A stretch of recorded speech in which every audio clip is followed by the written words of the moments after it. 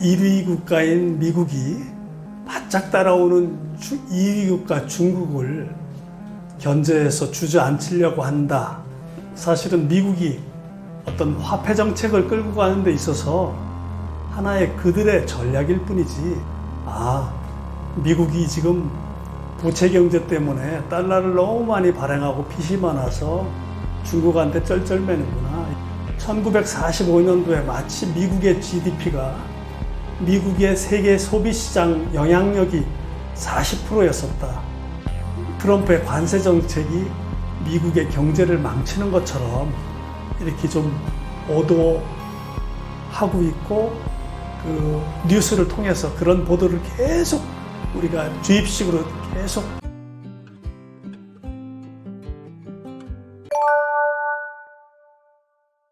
네, 안녕하십니까. 트럼프가 발설한 돈의 타락과 화폐의 비밀을 쓴 저자 김원동입니다. 상당히 폭이 넓은 질문입니다만 답변 드리겠습니다. 그 경제 패권 때문에 마치 1위 국가인 미국이 바짝 따라오는 2위 국가 중국을 견제해서 주저앉히려고 한다 하는 것이 시중의 일반적인 뉴스고, 우리가 다 그런 언론 보도로 그렇게 알고 있습니다. 그런데 제가 연구한 바에 의하면 중국은 미국한테 현재도 게임이 안 됩니다. 사실은 미국이 어떤 화폐 정책을 끌고 가는 데 있어서 하나의 그들의 전략일 뿐이지, 우리는 대부분의 10명 중에 9명은 그런 뉴스를 매스미디어를 통해서 미국이 지금 부채 경제 때문에 달러를 너무 많이 발행하고 빚이 많아서 중국한테 쩔쩔매는구나, 이렇게 우리는 인식을 하고 있습니다면 사실은 맞지 않는 얘기입니다. 그것은 이렇게 설명드릴 수 있습니다. 1945년에 그때 이미 지금이 시작되었다, 이렇게 말씀드린다면 1945년도에는 2차 세계대전이 끝났을 때입니다. 그러면 유럽은 영국과 프랑스, 독일 모두가 전쟁으로 인해서 파괴가 되어 있었습니다. 일본까지 마찬가지겠죠, 극동에서는. 그렇기 때문에 미국에서는 유럽을 복구시키기 위해서 워낙 많이 그 전쟁으로 인해서 피폐해져 있기 때문에 마셜 플랜이라는 미국의 국무장관 이름에 어떤 유럽 재건 어떤 자금을 줄 정도로 그렇게 피폐해 있었습니다. 그렇기 때문에 지금도 경제학자들이 잘못된 오류를 범하고 있는 것은 1945년도에 마치 미국의 GDP가 미국의 세계 소비시장 영향력이 40%였었다. 그런데 지금은 25% 남짓 다른 중국이나 이런 나라들한테 밀리고 있다. 이러한 주장은 맞지 않는 얘기입니다. 그래서 지금 방금 말씀드린 대로 이미 유럽은 거의 다 망해 있는 국가들의 통계는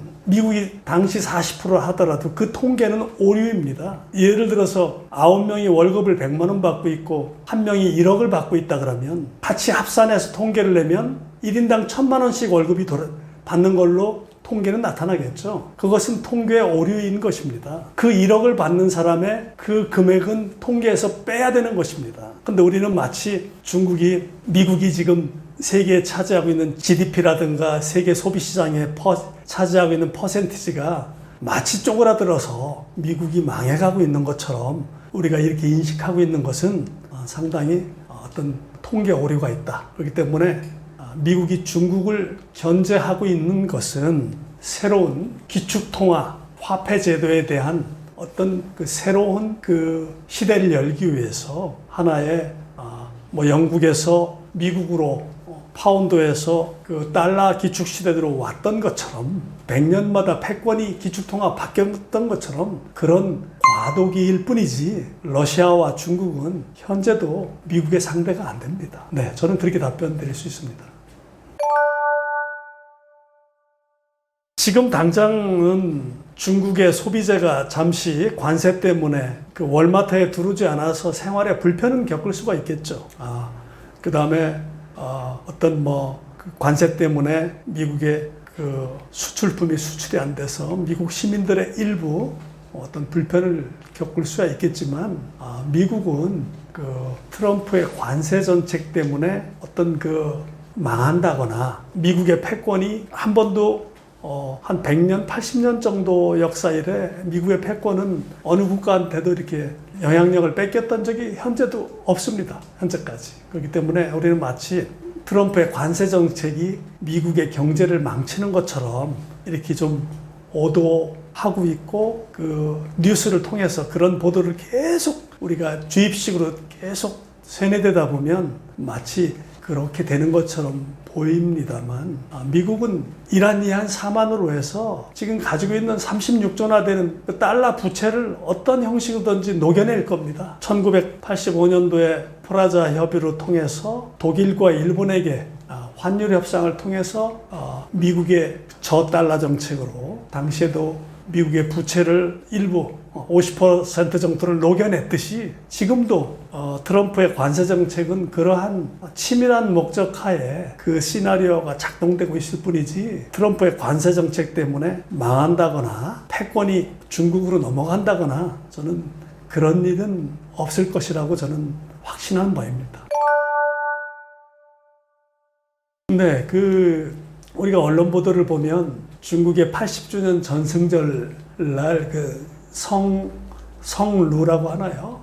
천안문 광장에 성루에 올라서 26개국의 사회주의 정권의 지도자들이, 특히 푸틴과 김정은 북한 정상이 모여서 시진핑과 이렇게 있는 모습을 보면 마치 트럼프 때문에, 트럼프의 관세 정책과 미국이 세계에 부리고 있는 엄청난 폭력 때문에 브릭스 국가들이 단합하고 어떤 공산국가들이 모여서 어떤 미국과 맞짱을 뜨고 있는 것처럼 이렇게 보도를 하고 있습니다만, 제가 친미주의 이렇게 말씀드리면 친미주의자라고 저를 또 공격하실 수도 있겠습니다만, 우리가 현재 유엔에 가입한 국가가 약 193개 국가로 알고 있는데, 그날 중국의 전승절날 모인 국가의 숫자가 26개국의 정상들입니다. 그 중에 몇 개 국가는 나라 이름을 우리가 확실히 알 수 있습니다만, 나머지 국가들은 아프리카야 무슨